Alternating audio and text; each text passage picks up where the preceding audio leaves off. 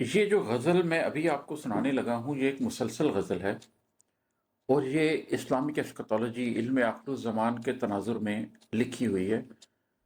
اس کے اندر موجود ہر شعر نبی کریم صلی اللہ علیہ وآلہ وسلم کی بیان کردہ کسی نہ کسی حدیث یا آخرت کے حوالے سے، آخر الزمان کے حوالے سے ہمیں جو نشانیاں بتائی گئی ہیں ان میں سے کسی نہ کسی چیز کے حوالے سے ہے۔ میں انشاءاللہ تعالیٰ جب اس کتاب کو مکمل کر چکوں گا تو دوبارہ کتاب کے نظم اور غزلوں کے اوپر ڈسکشنز کا سلسلہ سٹارٹ کروں گا۔ تب میں یقیناً اس غزل کے اوپر انشاءاللہ تعالیٰ بہت تفصیلی گفتگو کروں گا، کیونکہ ایک ایک شعر کا تناظر بیان کرنا بہت ضروری ہے۔ لیکن جو لوگ ان احادیث سے پہلے سے واقف ہیں اور ان معاملات کو سمجھتے ہیں، وہ یہ غزل سن کر بھی یقیناً اس کے معنی کو، اس کے مفہوم کو سمجھ سکتے ہیں۔ تو فی الحال میں آپ کو صرف یہ غزل سنا رہا ہوں۔ یہ ہے کہ غلامان کسب و ریاؤ دجلب، غلامان کسب و ریاؤ دجلب زمانے کے اطراف میں چھا چکے ہیں۔ غلامان کسب و ریاؤ دجلب زمانے کے اطراف میں چھا چکے ہیں، بچا کر چلیں سوچ بھی دل بھی سر بھی، رسول خدا پہلے سمجھا چکے ہیں صلی اللہ علیہ وآلہ وسلم۔ غلامان کسب و ریاؤ دجلب زمانے کے اطراف میں چھا چکے ہیں، بچا کر چلیں سوچ بھی دل بھی سر بھی، رسول خدا پہلے سمجھا چکے ہیں۔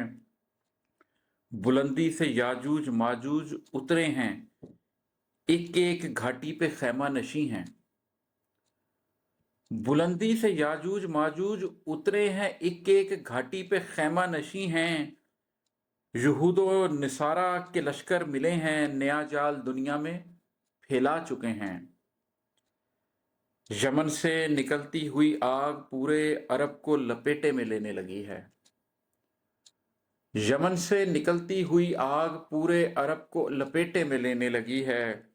ادھر نجد والے حجاز مقدس میں خیمے بھی مدت سے لگوا چکے ہیں۔ شکم بلد مکہ کی کھودی گئی ہے، زمیں دوز رستے بنائے گئے ہیں۔ شکم بلد مکہ کی کھودی گئی ہے، زمیں دوز رستے بنائے گئے ہیں۔ جنہیں بھیڑ بکری چرانے کا فن تھا، وہ اونچی عمارات بنوا چکے ہیں۔ ہزاروں برس غیر ملکوں میں رہ کر یہودان دنیا پلٹنے لگے ہیں۔ ہزاروں برس غیر ملکوں میں رہ کر یہودان دنیا پلٹنے لگے ہیں۔ وہ بحر کنیرت کے پانی سے اب ریگزاروں میں سبزہ بھی اگوا چکے ہیں۔ ابھی دعوت الارض کی بھی حقیقت فقط کچھ دنوں میں کھلی جا رہی ہے۔ ابھی دعوت الارض کی بھی حقیقت فقط کچھ دنوں میں کھلی جا رہی ہے۔